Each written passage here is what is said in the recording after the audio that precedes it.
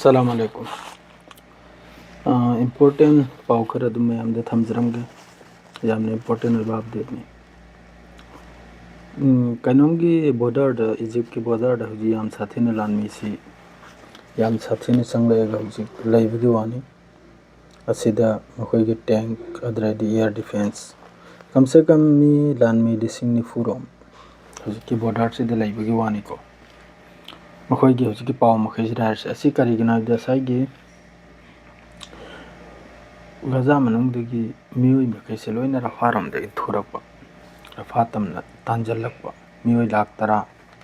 लाख कुल अदुयोब मखैसे असि पुनमक्सि तांजलकपसिना मरम ओइरगा मसरसिना मबुक फत्रिबा मागिरुम चंगजलअनि आइना कलबगी ओंकोदा नते इताउसिंग मागिदा साइगी मी मखैसे हुजी याम कन्ना मनुंगसिदा लानसे तौनरे हबा याम कन्ना हबदु याम साथीना युम असी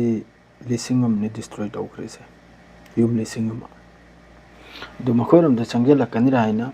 अदुगी ngak selbaidamakta मवांगैदसु सि ओइखिमनि मयाम खंगिदुनि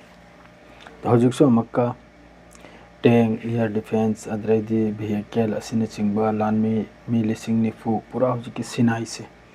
सिनाई हरि मफमसिदा पूरा लेप्तना संगदना पूरा बंकर सादर लैखरे मसरगी अदुगुम लानमीदुना मनुंगसिदा चंगजलैगा हौजिकि फिलिस्तीनी मैची खजिक मतेंग पांगबिबो ओइरगदि हौजिकसु यामना मी सिरबाय सिरोयाबा साइ मागिदा चंगजलकनि राहिना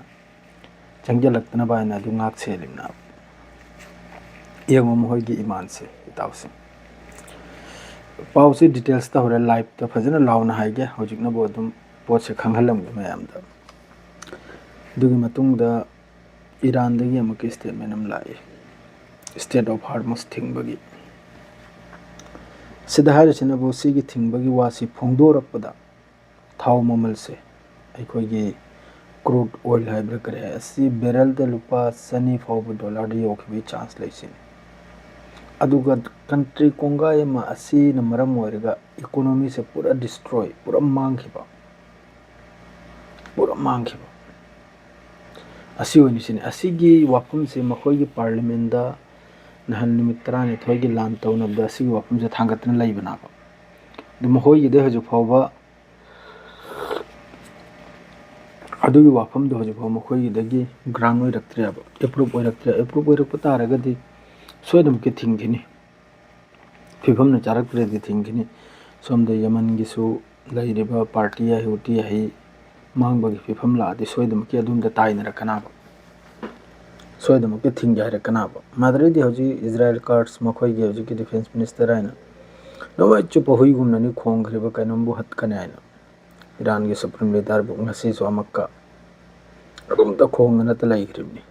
दो हजि मखोइगी ओआईसी की मीटिंग की दिसो होरेल योबदा सोयदम की पाव थोगलानी अदुसो ई पाव दो दुम याम थमजरमगे हजि हाइबु करिगुम्बा यूरोप कंट्री की देश खरना अमक्का हजि ईरान की मथकता मखोइना सैंक्शन अनौबा टैक्स अम बुआइगनि हाइबु अदि करुगुम्बा बुआइ बतारगदि स्ट्रेट ऑफ हार्मस से थिंगजलनि सिनि असि थिंगजलबा तारदि लोइमक्सु असि एक थिंगबथकते खेला नुंगाइनिमनि लान की फिफम जेक्ता माइके म ओलगनिमना दो हंदक की फिफम जेदा सोयदम के थिंगखिबा नत्रे जे सामजु ओइखरनि हंदक तौरैसे अदुइ मथक सोमदम का याम साथीना हलचलनी मसर बॉर्डर हजिकि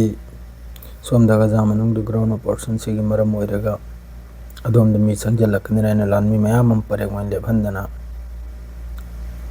डिप्लॉय तौदना थम्मेबा है याम नुंगाइता वाफमनि करी हाइरुनी ताउसिंग और लाइव थोलपला मखाता पाउदु फजन नैनरसी हजिकि दिसवासरे लोइजरगे अस्सलाम वालेकुम।